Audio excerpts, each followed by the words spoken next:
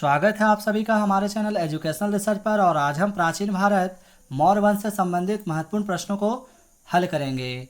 तो हम मौर्य वंश के बारे में जानकारी आप लोग को देने जा रहे हैं, जिसमें से मौर्य वंश के प्रथम शासक जो हुए चंद्रगुप्त मौर्य थे, जिन्होंने 322 ईसा पूर्व में मौर्य वंश की स्थापना की और जिनका शासनकाल 298 ईसा पूर्व माना जाता है।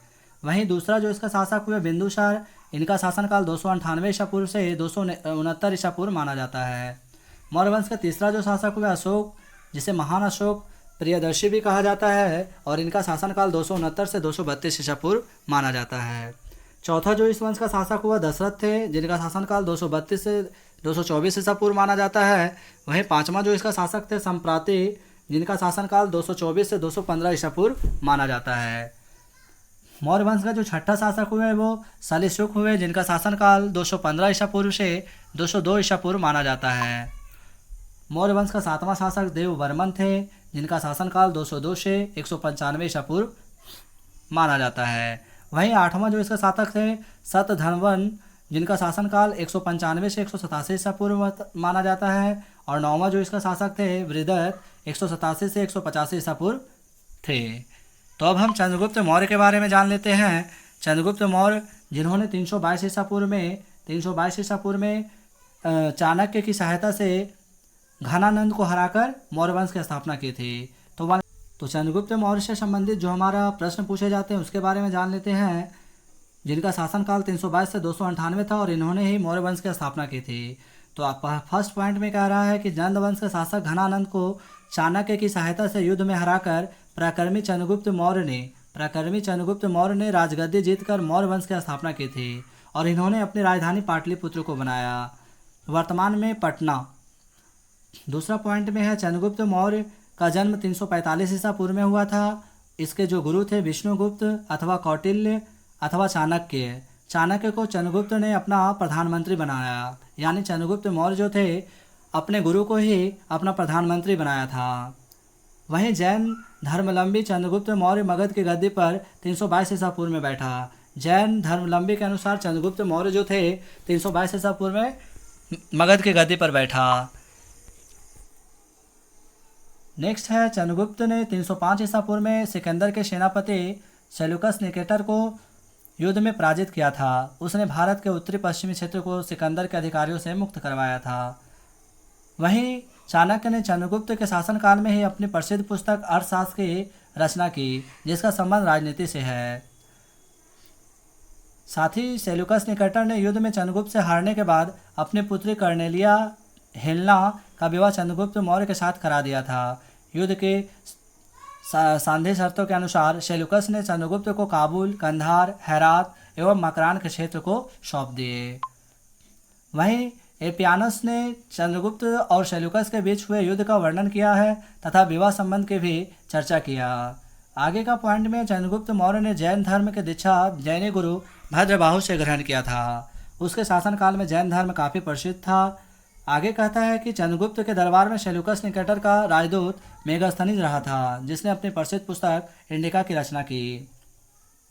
वहीं मेगास्थनीज ने अपनी पुस्तक इंडिका में तत्कालीन भारतीय राजनीति व आर्थिक स्थिति का वर्णन किया है। उसने मौर्य साम्राज्य की राजधानी पाटलिपुत्र को पालिम-बोथरा नाम से पुकारा है। किस नाम से? पालिम-बोथरा के नाम से। साथ ही चंद्रगुप्त मौर्य का अंतिम समय कर्नाटक के श्रवणबेलगोला नामक स्थान पर बीता था। वहीं उसने जैन परंपरा के अनुसार उपवास किया हुआ था जब उसकी मृत्यु हो गई। नेक्स्ट पॉइंट है पाटलिपुत्र का वर्णन करते हुए मेगास्थनीज ने लिखा है, पाटलिपुत्र नगर में 570 बुर्ज और 64 द्वार हैं। नगर के 2 और 3 मंजिल वाले घर लकड़ी और कच्ची ईंटें से बने हैं। राजा का महल भी काठ का ही बना है। नेक्स्ट पॉइंट में है चंद्रगुप्त मौर्य ने सौराष्ट्र के गवर्नर पुष्यभूति के द्वारा सुदर्शन झील का निर्माण करवाया था। उसके शासनकाल में शिल्पकारों को बहुत प्रोत्साहन व सम्मान दिया जाता था। साथ ही तामिल साहित्य अहनानूर, पुरनानूर व अशोक द्वारा स्थापित शिलालेखों के माध्यम से चंद्रगुप्त मौर्य के दक्षिण भारत के विजय की जानकारी मिलती है। इसके अलावा चंद्रगुप्त मौर्य को भारतीय इतिहास का प्रथम महान सम्राट का कहा जाता है। प्यूटर्क के अनुसार चंद्रगुप्त ने सेल्यूकस को बतौर उपहार 500 हाथियाँ दिया था। वहीं चंद्रगुप्त मौर्य ने 24 वर्षों तक सफलतापूर्वक शासन किया। चंद्रगुप्त मौर्य की मृत्यु 298 ईसा पूर्व में श्रवणबेलगोला जो कर्नाटक में है, जैन परंपरा के तहत उपवास के क्रम में हुई। तो इस तरह से जो हमारे चंद्रगुप्त मौर्य से संबंधित जो प्रश्न थे उसके बारे में हम लोग जानकारी प्राप्त किए। अब हम बिंदुसार से संबंधित प्रश्नों को हल करेंगे। बिंदुसार जिनका शासनकाल 298 से 269 ईसा पूर्व माना जाता है, तो इसके बारे में भी हम लोग चर्चा कर लेते हैं। बिंदुसार चंद्रगुप्त मौर्य का पुत्र था। चंद्रगुप्त मौर्य की मृत्यु के बाद उसके गद्दी का उत्तराधिकारी बिंदुसार 298 ईसा पूर्व में गद्दी पर बैठा और मगध का सम्राट बना। बिंदुसार का शासनकाल 298 ईसा पूर्व से 269 ईसा पूर्व है। बिंदुसार की मृत्यु 269 ईसा पूर्व में हुई। उसने 29 वर्षों तक शासन किया। बिंदुसार को वायु पुराण में, भद्रसार जैन ग्रंथों में, सिंहसेन और यूनानी ग्रंथों में अमित्रोकेटस यानी अमित्र घात कहा गया। अमित्र घात का अर्थ होता है शत्रु का विनाशक। वहीं बिंदुसार के दरबार में यूनानी यानी सीरियन शासक एंटियोकस ने डायमेकस नामक राजदूत को भेजा था, जिसे मेगास्थनीज का उत्तराधिकारी माना जाता था। बिंदुसार के शासनकाल में ही तक्षशिला में 2 विद्रोह हुए थे। इन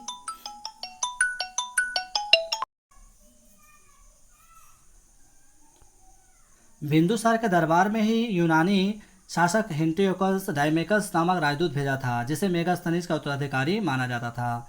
बिंदुसार के शासनकाल में तक्षशिला में 2 विद्रोह हुए थे। इन विद्रोहों को दबाने के लिए बिंदुसार ने अपने पुत्रों सुसीम और अशोक को भेजा था। तक्षशिला के विद्रोह को बिंदुसार के महिला पुत्र अशोक ने कुशलता से दबा दिया था। वहीं आगे बिंदुसार का सबसे बड़ा पुत्र सुसीम था, उसके बाद अशोक। बिंदुसार आजीवक संप्रदाय का अनुयायी थे। बिंदुसार के राज्य का संचालन चाणक्य कौटिल करता था। कौटिल जो चंद्रगुप्त मौर्य का प्रधानमंत्री भी थे। आगे है, बिंदुसार ने अपने शासनकाल में कोई नया प्रदेश नहीं जीता था। तारानाथ नामक बौद्ध विद्वान ने बिंदुसार को 16 राज्यों का विजेता बताया है। एंथियस ने लिखा है कि सीरियस के शासक एंटियोकस प्रथम से बिंदुसार ने मदिरा, सूखे मेवे और अपने दरबार से एक दार्शनिक भेंट देने का निवेदन किया था। तो इस तरह से बिंदुसार से हमारा जो संबंधित प्रश्न है उसके बारे में भी हम लोग जान लिए, और इससे बहुत कम प्रश्न हमारे एग्जाम में पूछे जाते हैं। तो अब हम बात करने जा रहे हैं अशोक महान के बारे में, जिसे प्रियदर्शी भी कहा जाता है, जिनका शासनकाल 269 ईसा पूर्व से 232 ईसा पूर्व माना जाता है। तो अशोक की गणना विश्व के महानतम सम्राटों में होती है। बिंदुसार की मृत्यु के बाद उसका महिला पुत्र अशोक उसका उत्तराधिकारी बना, जो 269 ईसा पूर्व में मगध की राजगद्दी पर बैठा। उसकी राजधानी पाटलिपुत्र थी। मगध की राजगद्दी पर बैठने के पूर्व अशोक अवंती राज्य का राज्यपाल था। पुराणों में अशोक को अशोकवर्धन कहकर संबोधित किया गया है।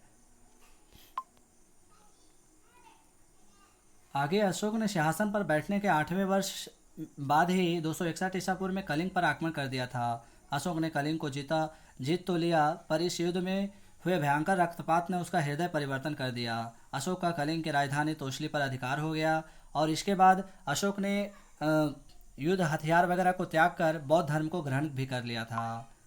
साथ ही प्रारंभ में अशोक ब्राह्मण धर्म का पालक और शिव का उपासक था, पर कलिंग युद्ध के बाद उसने उपगुप्त नामक बौद्ध भिक्षु से बौद्ध की दीक्षा ली और बौद्ध धर्म लंबी बन गए, यानी कि वो बौद्ध धर्म को अपना लिए।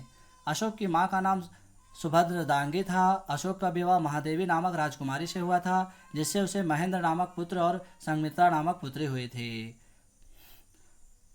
मास्की एवं गुर्जरा अभिलेखों में अशोक का उल्लेख अशोक नाम से ही मिलता है। अशोक ने अपने शिलालेखों में स्वयं के लिए प्रियदर्शी शब्द का प्रयोग किया था। उसके अन्य उपनाम कामाशोक, चंडाशोक आदि थे। भारत में शिलालेख का प्रचलन सर्वप्रथम अशोक ने ही किया था। इसके अलावा बौद्ध धर्म को ग्रहण करने के बाद अशोक के जो मूल सिद्धांत थे उसमें संयम, दया, दान, श्रद्धा, सेवा शुश्रूषा, भाव शुद्धि, सत्य, शौच, कृतज्ञता, दृढ़ शक्ति। तो अशोक जो अपने धर्म के मूल सिद्धांत में इन 10 तत्वों को रखे हुए थे। वहीं अशोक के शिलालेख में अरामाइक, ग्रीक, ब्राह्मी एवं खरोष्टी लिपि का प्रयोग हुआ है। अशोक ने बौद्ध धर्म के प्रचार के लिए अपने पुत्र महेंद्र एवं पुत्री संघमित्रा को श्रीलंका भेजा था। बौद्ध ग्रंथों के अनुसार अशोक ने अपने 99 भाइयों का वध कर एक कुएं में उनकी लाश डाली थी। वह कुआं आज भी पटना के अंगम कुआं नामक स्थान पर स्थित है। अपने भाइयों का वध कर ही अशोक मगध की गद्दी पर बैठा था। आगे इतिहासक पिलानी के अनुसार मिस्र के शासक फिलाडेल्फस टॉलमी द्वितीय ने अशोक के दरबार में डियानिशियस नामक एक राजदूत को भेजा था। अशोक ने आजीविकों के रहने के लिए बराबर की पहाड़ियों में 4 गुफाएं बनवाया था, जिसके नाम थे सुदामा, विश्व झोपड़ी, कर्ज और चौपार। वहीं कलिंग युद्ध में हुए भीषण हिंसा से अशोक को अहिंसा का पुजारी बना दिया था। यानी कि वहीं कलिंग युद्ध में हुए भीषण हिंसा ने अशोक को अहिंसा का पुजारी बना दिया था। अशोक के शासनकाल में पाटलिपुत्र में तीसरी बौद्ध संगति संपन्न हुई थी, जिसकी अध्यक्षता मोगलीपुत्र तिस्सा ने की थी। ये वेरी वेरी इंपॉर्टेंट प्रश्न है जो कि बहुत बार हमारे एसएससी, एनटीपीसी, बीपीएससी, जेएसएससी सभी प्रश्नों में पूछे जाते हैं। कहा जाता है कि जम्मू कश्मीर की राजधानी श्रीनगर की स्थापना सम्राट अशोक ने ही करवाई थी। अशोक का धम्म यानी धर्म सभी धर्मों का सार था या सार कहलाता है। अशोक का राजधर्म बौद्ध धर्म था। उसके शासनकाल में राजकीय भाषा पाली तथा राजकीय लिपि ब्रह्मी थी। उस काल में पाली जनसाधारण की भाषा थी। अशोक के शिलालेख की खोज 1750 ईस्वी में पादेट्री फ्लेंथलर ने की थी। अशोक के शिलालेखों की संख्या 14 है। अशोक के अभिलेखों को पढ़ने में सर्वप्रथम सफलता 1837 ईस्वी में जेम्स प्रिस्टम को हुई थी। वहीं आगे अशोक के अभिलेखों को 3 भागों में बांटा जा सकता है। पहला शिलालेख, स्तंभलेख और गुहालेख। अशोकों के अभिलेखों में प्रयोग हुए ग्रीक एवं आरामाइक लिपि के अभिलेख, अफगानिस्तान से खरोष्ठी लिपि का अभिलेख, उत्तर पश्चिम पाकिस्तान से ब्राह्मी लिपि के अभिलेख और शेष भारत से मिले हुए हैं। तो इस तरह से अशोक से हमारे जो भी प्रश्न थे उसको भी हमने हल किए हैं। आगे जो हमारा प्रश्न है,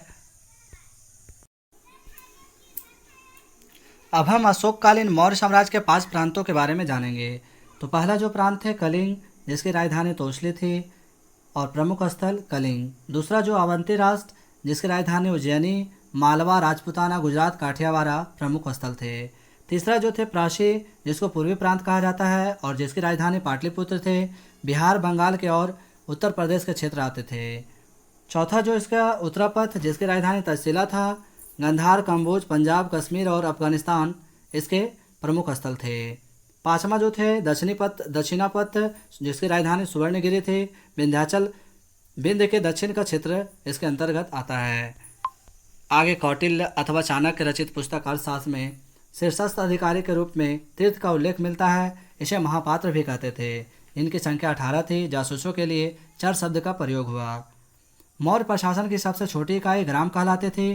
ग्रामों के मुखिया ग्रामिक कहलाते थे। अब हम बात करेंगे अर्थशास्त्र में उल्लेख तीर्थ यानी कि शीर्षस्थ अधिकारी। तो अमात्य किसे कहा जाता था? अमात्य का प्रधानमंत्री को कहा जाता था। पुरोहित, जिसमें धर्म एवं दान विभाग का प्रधान होता था। सेनापति, जिसे सैन्य विभाग का प्रधान कहा जाता था। युवराज, जो राजपुत्र होते थे यानी राजा का पुत्र। द्वारिक, जिसको राजदरबार राजकीय द्वारक रक्षक कहा जाता था। अंतर्वेदिक, जिसको अनंतपुर का अध्यक्ष कहा जाता था। समाहर्ता, जो आय का संग्रह करता थे। सन्निधाता, जो राजकीय कोष के अध्यक्ष थे। प्रशस्ता, जिसको कारागार का अध्यक्ष कहा जाता था। प्रदेष्टा, जिसको कमिश्नर कहा जाता था। पौर, जो नगर का कोतवाल हुआ करते थे। वहीं व्यवहारिक, जिसको मुख्य न्यायाधीश कहा जाता था। नीचे है कि मौर्य शासन का सर्वोच्च अधिकारी सम्राट होता था। यानी यहाँ का जो सर्वोच्च अधिकारी था वो सम्राट था। प्रशासकों में सबसे कनीय यानी कि छोटा को छोटा गोप कहा जाता था। यह 10 ग्रामों का प्रशासक होता था। मेगास्थनीज के अनुसार ही नगर का प्रशासन 30 सदस्यों का एक मंडल चलाता था। यह मंडल 6 समितियों में विभक्त होता था। प्रत्येक समिति में 5 सदस्य होते थे। सर्वोच्च अधिकारी या फिर सर्वोच्च न्यायालय राजधानी में स्थित होता था। मुख्य न्यायाधीश को धर्माधिकारी कहा जाता था। राज्य में 2 प्रकार के न्यायालय होते थे। एक धर्मस्थलीय, जिसको दीवानी कहा जाता था। दूसरा कंटक शोधन, जिसको फौजदारी कहा जाता था। वहीं मौर्य साम्राज्य में विधि के स्रोत इस प्रकार थे। पहला धर्म, दूसरा व्यवहार, तीसरा चरित्रम एवं चौथा राजकीय घोषणाएं। अशोक के काल में जनपदीय न्यायालय के न्यायाधीशों को राजुक कहा जाता था। राजकीय अथवा सरकारी भूमि को सीता भूमि की संज्ञा दी जाती थी। तो ये भी फाइनल एग्जाम में पूछे जाते हैं। राजकीय अथवा सरकारी भूमि को क्या कहा जाता था? तो सीता भूमि कहा जाता था।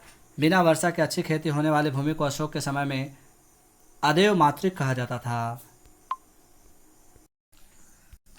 अब हम बात करने जा रहे हैं मौर्य प्रशासनिक समितियों के कार्य।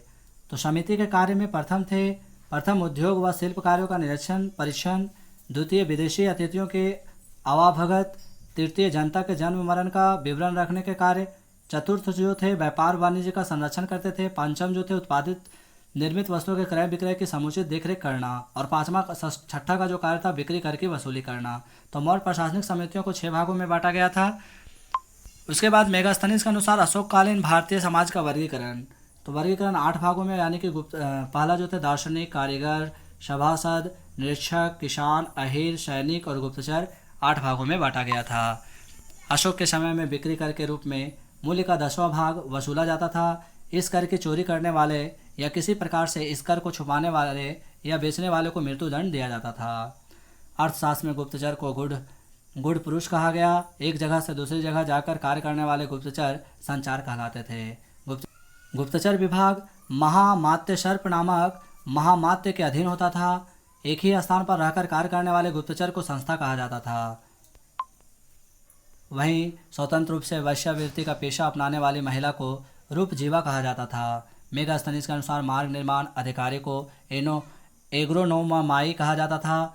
युद्ध क्षेत्र में सेना का नेतृत्व करने वाले सेना अधिकारी को नायक कहा जाता था। सेनापति सैन्य विभाग का प्रधान अधिकारी होता था। मेगास्थनीज के अनुसार मौर्य सेना के रख रखाव का कार्य 5 सदस्यीय 6 समितियां किया करती थी।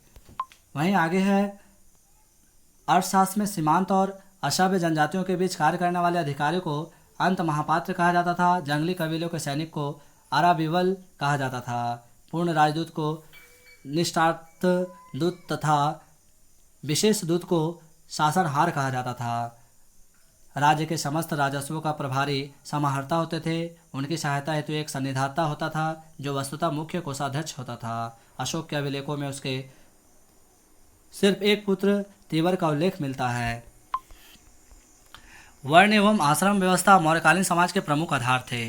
कालीन शासन व्यवस्था के प्रमुख अधिकारी तो अमात्य यानी प्रधानमंत्री, महापात्र यानी प्रशासनिक विभागों के अध्यक्ष थे, राजयोग जिसको प्रांतों के उच्च अधिकारी कहते थे, सेनापति जो सैन्य विभाग के प्रधान होते थे, सन्निधाता जो अर्थ विभाग का अध्यक्ष यानी कि प्रधान होते थे, लक्षणाध्यक्ष जो मुद्रा नीति के नियंत्रण करता होते थे, प्रादेशिक जो जिला अधिकारी होते थे, सिताध्यक्ष जो कृषि विभाग के अध्यक्ष होते थे, पौतवाध्यक्ष जो माप तौल विभाग का प्रधान होते थे, सुराध्यक्ष जो शराब बिक्री क्रय विक्रय का नियंत्रक होते थे, मुद्राध्यक्ष जो मुद्रा विभाग का प्रधान अधिकारी होते थे, वहीं सुधाध्यक्ष जो व्यवसायों का प्रधान अधिकारी होते थे।